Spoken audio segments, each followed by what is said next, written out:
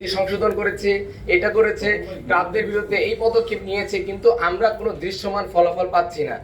তাদের সকল কিছুতেই তারা আলোচনার সময় লাগবে, সময় ক্ষেপণ করার প্রস্তুতি আসতেছে। তাই সেই ক্ষেত্রে আজকের বৈঠকে আমরা কারিগরি ছাত্র আন্দোলন বাংলাদেশ কোনোভাবেই সন্তুষ্ট নই। আমাদেরকে এভাবে ডেকে কোনো তারা কোনো সমাধান প্রদান করতে পারে নাই। তার পরিপ্রেক্ষিতে সারা বাংলাদেশের সকল পলিটেকনিক ইনস্টিটিউট সম্মিলিতভাবে এবং কারিগরি ছাত্র আন্দোলন একত্রিতভাবে সিদ্ধান্তক্রমে কঠোর থেকে কঠোর কর্মসূচির দিকে যাবে এবং কঠোর থেকে কঠোর কর্মসূচি খুব দ্রুত আপনাদেরকে জানিয়ে দেওয়া হবে। আমাদের দাবি আদায় না হওয়া পর্যন্ত আমরা যেভাবে আন্দোলন চলমান রেখেছি আমরা সেভাবেই আন্দোলন চলমান রাখবো। জি, আপনাদের কোনো প্রশ্ন থাকলে আপনাদের যে দাবিগুলো আছে 6 দফা, সেগুলো তো আসলে একদিনেই বাস্তবায়ন করা সম্ভব না। আবার যাদের নিয়োগ বাতিলের দাবি করছেন 2000, তো এটা তো একটা চাকরির বিষয়, মানে তাদেরকে সরকারিভাবে নিয়োগ দেওয়া হয়েছে, তো তাদেরকে হুট করে কিভাবে বাতিল করবে এবং এই লোকগুলোর পরিবার কিভাবে সেই সঙ্গে আপনাদের যে 6টা দাবি আছে বিশ্ববিদ্যালয়ে তো আপনারা চাইলেই আজকে করে ফেলতে পারবেন। এই বিষয়ে আমি আপনাদেরকে উত্তর দিই যে চাকরিচ্যুত করা বা অন্যান্য বিষয়ে যে কথা বললেন, যেরকম আমাদের সেক্টরে বা কারিগরি শিক্ষা অধিদপ্তরের নিয়ম অনুসারে কেউ যদি কোনো প্রকার মামলা বা আইনি প্রক্রিয়া যায় সেক্ষেত্রে যে অধিদপ্তরের ডিজি বরাবর বা তার কাছ থেকে অনুমতি নিতে বাধ্য থাকে। যে ক্ষেত্রে তারা যে মামলাগুলো করছে সেক্টরকে ক্ষতিগ্রস্ত করার, তারা কোনো প্রকার অনুমতি পত্র প্রদর্শন করতে পারে নাই। এছাড়াও তারা একটা সরকারি কর্মকর্তা যদি উচ্চশিক্ষা গ্রহণ করে সেক্ষেত্রে সংশ্লিষ্ট মন্ত্রণালয় বা অধিদপ্তরের অনুমতিপত্র প্রয়োজন, তারা সেই ধরনের অনুমতিপত্র প্রদর্শন করতে পারতেছে না। তারা নিয়মিত এই ষড়যন্ত্র করে যাচ্ছে। তারা অন্যান্য যে বিষয়ে বলি যে ছাত্রদের সাথে খারাপ আচরণ করা সহ তারা নিজ কর্মক্ষেত্রে অনুপস্থিত থাকতেছে। তো সেই ক্ষেত্রে তাদের চাকরিচ্যুত করা বা তাদেরকে যে আমরা বলতেছি এই সেক্টর থেকে স্থায়ীভাবে অপসারণ করা, সেটার ক্ষেত্রে অনেক চূড়ান্ত যুক্তি রয়েছে। আমরা যদি এই ষড়যন্ত্রকারীদেরকে কোনোভাবে তাদের মানবিক দিক বিবেচনায় বা তাদের পরিবার কি করবে এভাবে ছেড়ে দিতে থাকে, তাহলে সেই ক্ষেত্রে যারা জেলে বন্দী আছে, যারা ধর্ষক আছে, আমাদেরকে সকলকে ছেড়ে দেওয়া উচিত। তাদেরকে ধর্ষকের সাথে তুলনা করছেন। আপনার এই 2000 মানুষ, আপনি বলছেন যে 2000 মানুষের আপনারা দুঃখিত, এখানে আপনি এইটা বিভ্রান্তির মধ্যে পড়ে গেছেন। আমরা কিন্তু 2000 যারা 21-81 যারা নিয়োগ আছে তাদের ক্ষেত্রে বলতেছি না, যারা 18 জন মামলার বাদী বা মামলার সাথে যুক্ত হয়ে ষড়যন্ত্রটা পরিকল্পনা করতেছে তাদের ক্ষেত্রে বলতেছি, তারা উচ্চশিক্ষার ক্ষেত্রে কোনো ধরনের কাগজপত্র প্রদর্শন করতে পারে নাই। তারা যে মামলার বাদী হয়েছে বা মামলায় অংশগ্রহণ করেছে, অধিদপ্তরের কাছে যে তাদের কোনো অনুমতিপত্র বা অধিদপ্তরকে অবগত করে সেই ধরনের কর্মকাণ্ডে যাওয়া, সেই ধরনের বিষয়গুলো তারা প্রদর্শন করতে পারতেছে না। তো সেই ক্ষেত্রে যারা এই ষড়যন্ত্রের সাথে লিপ্ত তাদের ক্ষেত্রে আমরা শাস্তিমূলক ব্যবস্থা যাচ্ছি। একটা বিষয় আপনাদের 6 দাবি যেটা দাবি দেখলাম, সেই 6টা দাবির মধ্যে আপনাদের যে ইউনিভার্সিটি করার দাবি সেটা 6 নম্বরে। বাকি 4টা দাবি ইনস্ট্রাক্টর মানে শিক্ষকদের স্বার্থ সংশ্লিষ্ট। আপনারা শিক্ষার্থী, শিক্ষকদের স্বার্থ সংশ্লিষ্ট দাবি নিয়ে মাঠে নেমেছেন, এটা আসলে সবাই শিক্ষার্থী। জি, এটা তো দেখবে ডিসি অফিস। আচ্ছা, আমাদেরকে একটু উত্তর দেওয়ার সুযোগ দেন। আচ্ছা, এই উত্তর দেওয়ার সুযোগ দেন। আপনারা বলছেন যে শিক্ষক সংশ্লিষ্ট দাবি, এখন আমাকে যদি স্পেসিফিকলি বলেন কোনটা শিক্ষক সংশ্লিষ্ট দাবি, তো সেই পরিপ্রেক্ষিতে উত্তর দেন। ইনস্ট্রাক্টরদের সরাইতে হবে, এটা আপনার দাবি হওয়ার কথা না। এটা শিক্ষকদের দাবি। এখানে সরকারি পরিচালক কারিগরি থেকে নিতে হবে, এটা তো আপনার দাবি হওয়ার কথা। আপনার দাবি হওয়ার কথা। আচ্ছা, ঠিক আছে, আপনাদের প্রশ্নটা অবশ্যই যৌক্তিক। তো এই প্রশ্নটার সমাধান যেটা বা এই প্রশ্নের অ্যান্সারটা এরকম হবে যে আমার নাম মোহাম্মদ আল ইমরান, আমি কারিগরি ছাত্র আন্দোলন কেন্দ্রীয় উপদেষ্টার দায়িত্বে আছি। তো এই প্রশ্নটার অ্যান্সার এরকম যে দিন শেষে আমরা একজন অ্যাজ এ ডিপ্লোমা প্রকৌশলী, এই সেক্টরগুলোতে বিগত দিনে 98-এর যে গ্যাজেট অনুযায়ী প্রত্যেকটা পয়েন্টে কারিগরি শিক্ষায় যারা শিক্ষিত ব্যক্তিবর্গ তাদেরকে দিয়ে অধিদপ্তর এবং সংশ্লিষ্ট শিক্ষা বোর্ড নিয়ন্ত্রিত হতো। কিন্তু বিগত ফ্যাসিস্ট আমলে কিছু সচিব যিনি বর্তমান অলরেডি কারাবন্দী আছেন, তো তারা এইটাকে ষড়যন্ত্র করে এই ক্রাফট ইনস্ট্রাক্টর যে বিষয়গুলো আছে, সংশ্লিষ্ট যে শিক্ষক বলতেছেন শিক্ষক সংশ্লিষ্ট বিষয়গুলো আছে, এগুলো নিয়োগ বিধি তিনি চেঞ্জ করেছে তাদের ইচ্ছা মতো এবং স্বজনপ্রীতিকে কেন্দ্র করে। তো এই সেক্টরগুলো আমরা ডিপ্লোমা প্রকৌশলীতে যাওয়ার অর্ডার আছে এবং 2092 সালের গেজেটও যেখানে স্পষ্টভাবে উল্লেখ করা আছে। তো সেই জায়গা থেকে তো আমরা এখন ডিপ্লোমা প্রকৌশলী বা ডিপ্লোমা শিক্ষার্থী, দিন শেষে 10ম গ্রেডে অ্যাপ্লাই করে তো আমরা সেই জায়গায় যাব। তো আমাদের জায়গাটা যদি ব্লক হয়ে যায়, আমরা যদি সেই জায়গায় গিয়ে আমাদের ওই সংশ্লিষ্ট পোস্টে যদি না যেতে পারি, তাহলে অবশ্যই অ্যাজ এ ডিপ্লোমা শিক্ষার্থী হিসেবে এই পোস্ট পদবিগুলো আমাদের ছিল। তো ওই জায়গা থেকে তো এই পোস্টে যদি আমরাই যদি না পাই, তো এই মাথা ব্যথা, এই হেডেকটা তো অ্যাজ এ ডিপ্লোমা শিক্ষার্থীদের হওয়াটা স্বাভাবিক না? অবশ্যই স্বাভাবিক। এই জন্য এই সংশ্লিষ্ট বিষয়ের কারণে আমরা এই ক্রাফট ইনস্ট্রাক্টর যে পোস্টে বললেন, কারিগরি অধিদপ্তর বললেন, আমরা চাচ্ছি আপনার ঘরের যে লোকটা, আমার একটা এক্সাম্পল দিই, জাস্ট এক্সাম্পল, ধরে আপনি ঘরে একজন আছে, আপনি ঘরের লোক আপনার দুঃখটা বুঝবে, অন্য বাইরে থেকে একজন আত্মীয় স্বজন, অন্য একজন লোক আপনার ব্যথাটা বুঝবে না। কারিগরি আজকে যে অধপতন, এর পিছনে দায়ী কারা? এর পিছনে দায়ী নন টেক যে পার্সন গুলো আছে, যারা কারিগরি শিক্ষার বহির্ভূত শিক্ষিত পার্সন, যারা এসে এই দুর্ভোগ, এই কি বলে বর্তমান যে অস্থিতিশীল পরিস্থিতি, বর্তমান কারিগরি শিক্ষার যে দুরবস্থা, এটার জন্য তারা দায়ী। আমরা চাচ্ছি যে আমাদের এই সেক্টরগুলোতে আমাদের শিক্ষায় শিক্ষিত লোক যারা আছে তারা এই বিষয়গুলো হ্যান্ডেল করুক। তো আমাদের শিক্ষায় শিক্ষিত লোক কারা? এই শিক্ষিত লোক তো আমরাই, যারা এখন বিভিন্ন পলিটেকনিকের শিক্ষাগত অবস্থায় আছে।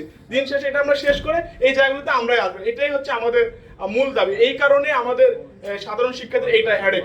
আপনি যেটা দাবি করেছেন, আপনারা যেগুলো দাবি করেছেন সেটা আপনার লেখাপড়া শেষ হয়ে যাওয়ার পরে আশা করি। আপনি কখন যাবেন শিক্ষকদের, সেটা তো মানুষ।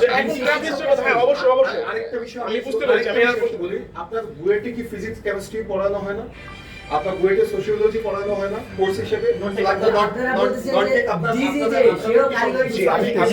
দিচ্ছি বুয়েটে নন টেক থেকে যারা ফিজিক্স, তাদের নন টেক যে ডিপার্টমেন্ট আছে, আমাদের Dhaka polytechnic institute non tech department আছে। আমরা বলেছি পরিচালনার ক্ষেত্রে নন টেক থেকে কেউ পরিচালনা আসতে পারবে না। আপনারা যদি বুয়েটে স্পষ্ট লক্ষ্য করেন, বুয়েট প্রতিষ্ঠার শুরু থেকে অধ্যাপক এম এ রশিদ থেকে শুরু করে যখন প্রিন্সিপাল ছিল, পরবর্তী যখন ভাইস চ্যান্সেলর আসে, সেই তখন থেকে এই অবধি কোনো নন টেক থেকে কেউ কিন্তু ভাইস চ্যান্সেলর বা প্রিন্সিপাল হইতে পারে নাই। এবং তাদের সিন্ডিকেটের আইন স্পষ্টভাবে উল্লেখ করা যে নন টেক থেকে যারা আসে তাদেরকে অবশ্যই প্রাধান্য দেওয়া হবে, কিন্তু কোন ক্ষেত্রে? তাদের প্রমোশনের ক্ষেত্রে দেওয়া হবে, কিন্তু মাস্ট বি ফার্স্ট প্রায়োরিটি দেওয়া হবে। যারা টেকনিক্যাল পার্সন তাদেরকে ভাইস চ্যান্সেলর হিসেবে তাদেরকে সবার ফার্স্ট প্রায়োরিটি দেওয়া হবে। সেই ক্ষেত্রে একটা ইঞ্জিনিয়ারিং ইনস্টিটিউট, পলিটেকনিক ইনস্টিটিউট কিভাবে পরিচালনার ক্ষেত্রে নন টেক থেকে ব্যক্তিরা থাকে? আমরা নন টেকের বিরুদ্ধে না, আমরা নন টেকের পরিচালনার বিরুদ্ধে। এখানে আপনারা একটা কথা বলছিলেন যে এই জুনিয়র ইনস্ট্রাক্টর পদে ক্রাফট ইনস্ট্রাক্টরদের পদোন্নতি হবে না, এটা শিক্ষকদের দাবি। এখন আপনাদের কাছে একটা নীতিগত প্রশ্ন করি, আমাদের নিয়োগ বিধি হলো যে ক্রাফট ইনস্ট্রাক্টর পদে একজন এইচএসসি অথবা এসএসসি ভোকেশনাল থেকে পাশকৃত একজন নিয়োগপ্রাপ্ত হয়। এখন আমি হলো একজন ডিপ্লোমা ইঞ্জিনিয়ারিং পড়ুয়া শিক্ষার্থী, আমি 4 বছর পর ডিপ্লোমা ইঞ্জিনিয়ার হব। এখন একজন ডিপ্লোমা ইঞ্জিনিয়ারের শিক্ষকের যোগ্যতা কি এসএসসি অথবা এইচএসসি ভোকেশনাল পাশকৃত হতে পারে? এটা যদি আমাদের সেক্টর একবার হয়, তাহলে অন্যান্য সেক্টরের ক্ষেত্রেও তো এরকম দেখা যাবে যে এইচএসসি এসএসসি পাশকৃতরা তারা প্রমোশন নিয়ে শিক্ষকতা করার দাবি করবে। আবার আরেকটা বিষয় আপনারা চিন্তা করেন যে অনেক ক্রাফট ইনস্ট্রাক্টর, আমাদের পদোন্নতি সিস্টেমটা এরকম, অনেক ক্রাফট ইনস্ট্রাক্টর আছে যারা হলো মাস্টার রুল অথবা অন্যান্য পদ থেকে, অফিস সহকারী, পিয়ন পদ থেকে ক্রাফট ইনস্ট্রাক্টর হয়ে থাকে। তাহলে একজন মাস্টার রুলকে বর্তমানে পদোন্নতির যে রেটটা দেওয়া হয়েছে সেটা অনুযায়ী একজন মাস্টার রুলকে এখন শিক্ষক হবে? আর একটা সেক্টরে যদি হয় তাহলে আমরা মেনে নিব? এই যে আন্দোলনগুলো আপনাদের কাছে নিশ্চয়ই আপনারা যৌক্তিক বলবেন, আন্দোলন রাস্তায় নামার ফলে মানুষের যে দুর্ভোগ হইলো, আপনারা সেটা চান কিনা? এখন আপনারা 3 ঘন্টায় অতিরিক্ত সচিবের সাথে মন্ত্রণালয়ে এসে বৈঠক করলেন, আপনারা নিশ্চয়ই বলেছেন আপনাদের কথা, উনি আসলে কি বলেছে, এর ফলে আপনারা সন্তুষ্ট নন বলছেন, এর পরে কি করবেন? আপনারা কঠোর থেকে কঠোর করবেন, আপনারা কি সেটা হতে পারে? এবং আপনারা উপদেষ্টার সাথে বৈঠক করার জন্য কোনো আশ্বাস পেয়েছেন বা আপনারা চেষ্টা করবেন সচিবের সাথে করবেন কিনা? যে বিষয়টা আমি স্পষ্ট করি, জি, আমার নাম জুবাইর পাটোয়ারি, কেন্দ্রীয় প্রতিনিধি এবং প্রধান কার্যনির্বাহী সদস্য, কারিগরি ছাত্র বাংলাদেশ। আমরা এই আন্দোলনটা শুধুমাত্র যে এই মার্চ মাস থেকে শুরু করেছি এমন না, বিষয়টা আমাদের 8 মাস ধরে এই আন্দোলনটা চলমান। এবং আমরা 9 সেপ্টেম্বর যেদিন 7 রাস্তা অবরোধ কর্মসূচি করেছিলাম, সেদিন আমাদের দাবি মেনে নেওয়া হয়েছিল, কিন্তু সেই 6 দফা দাবির বাস্তবায়ন আমরা আজ অব্দি দেখিনি। তা আমরা যে ইচ্ছা করে জনদুর্ভোগ সৃষ্টি করেছি, বিষয়টা এমন না। আমরা বাধ্য হয়েছি আমাদের দাবি আদায়ে রাজপথে নেমে আসতে। কেন? আমরা সচিবালয়ে রিচ করেছি, আমরা সচিব স্যারের সাথে, পূর্বের যিনি সচিব স্যার ছিল ডক্টর ফরিদ আহমেদ স্যার, তার সাথে রিচ করেছি, এর আগের যিনি মহাপরিচালক ছিলেন তার সাথে রিচ করেছি, বোর্ডের চেয়ারম্যানের সাথে রিচ করেছি, কিন্তু তাদের কারোর থেকে আমরা আশানুরূপ ফল পাইনি। এমনকি এখন বর্তমানে যিনি নতুন সচিব স্যার রয়েছেন তার সাথে আমরা বারবার যোগাযোগ করার চেষ্টা করার পরেও আমরা তার সাথে যোগাযোগ করতে ব্যর্থ, এমনকি আজকেও আমরা ব্যর্থ তার সাথে যোগাযোগ করতে। ইভেন উপদেষ্টার সাথে বৈঠক হবে আজকে, এমন জি কোনো আশ্বাস জি আপনারা আজকে দিয়েছেন? আমাদের সাথে সম্পূর্ণ প্রতারণা করা হয়েছে। কারণ উল্লেখ করছি, আমাদেরকে রাতের বেলা যখন জানানো হয় আপনাদের দাবিগুলো সবগুলোই যৌক্তিক, সরকার কর্তৃপক্ষ অবশ্যই মেনে নিবে।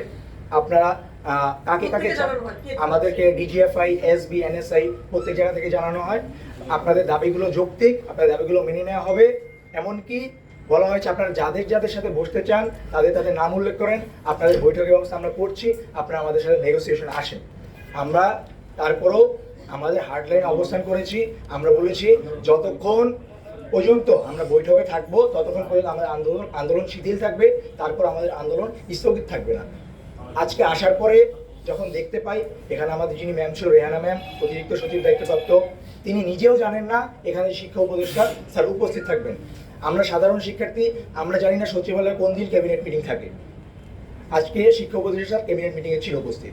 তা আজকের এই যে আমাদেরকে ডেকে এনে আমাদেরকে কর্মসূচি থেকে উঠিয়ে এনে এখানে দীর্ঘ সময়ব্যাপী অযৌক্তিক আলোচনা করা হয়েছে এবং আমাদের সময় লঙ্ঘন করা হয়েছে।